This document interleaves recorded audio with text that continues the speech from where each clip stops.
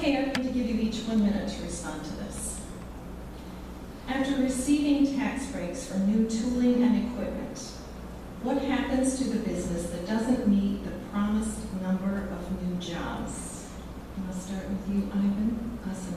Thank you, Kathy. Tax incentives are very interesting. Everybody does it these days. The promise is you bring somebody here, you give them a tax rebate, in exchange they promise certain amount of jobs, and then somehow the city benefits. I believe in the last budget we gave $10 million of those, if I'm not mistaken.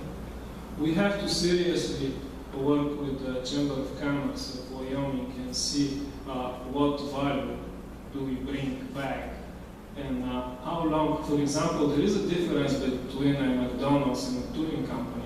I work as a mechanical engineer. In fact, I was a vice president of a factory in Europe, and it takes a long time to establish a relationship with the partners, vendors, and clients. So it's a different, completely different animal than somebody who has a fast food restaurant, for example. So we have to be very careful and work with the Chamber of Commerce. Thank you.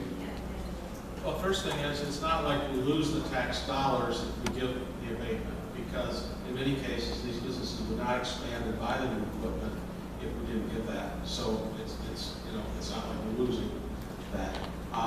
They do run a certain course for so many years, and then the taxes do benefit the city. The other thing I wanted to mention is that we closely monitor all of those. We do that again through our staff. And Barbara Ventura is very involved in that, as well as others. And we have the right, as a city council, to repeal one of those if the business does not follow through on their commitments. And we have repealed, I know since I've been on the council, 2 or 3 different abatements. So we can repeal them if they don't follow through. The abatements that we give attract business to Wyoming. As you look at the Gordon Foods building that's out there, we were in competition with Toronto on that one. If we didn't give them, those 1,200 jobs wouldn't be here today. But by the same token, for those that do not perform, as Kent mentioned, Barb keeps a close eye on that. Over the past few years, we have taken away 3 or 4 of those tax abatements. So they are held to a standard, and they are watched. It isn't something that just happens and we forget about it once we pass the abatement. Thank you. Next question, please. Despite the will of a majority of Michigan and Wyoming voters, the city of Wyoming has fought against medicinal marijuana implementation. As a city council member, how do you reconcile this? And generally, what weight do you place on the will of those who you are elected to represent? Let's start on the other end this time. Sam Gold. Well, I think what the city council struggles with on this issue is federally, this is still an illegal substance. So the law that Michigan passed was very poorly written. Nobody interprets it the same way twice. Everybody seems to be fighting it one way or another. And Wyoming has taken a stand. As long as it is illegal at the federal level, then it's illegal in the city of Wyoming. And I think that's a very fair stand to take, and I will defend that stand. It's poorly drafted legislation. It's unenforceable by our police department. It would tax them enormously.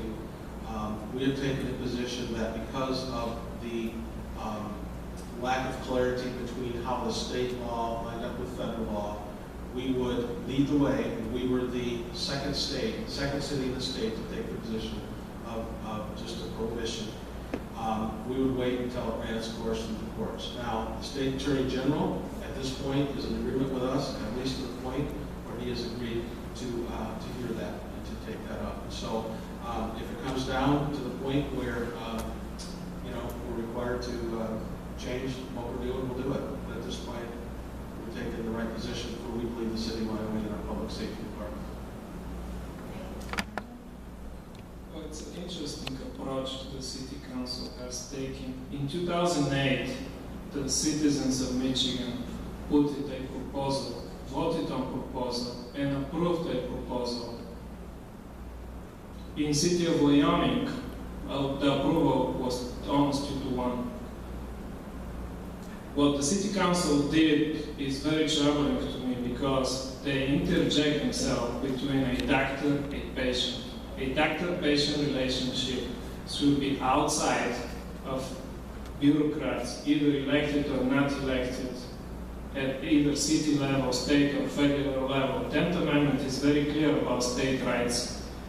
And what the city did, and now is spending valuable money that we can redirect to a various projects in the city. They all fight. They were the first city, and I believe the second only, to fight this in the whole state of Michigan. So this is not somebody that everybody does it around. Nobody does that thing around. Thank you very much. I have one last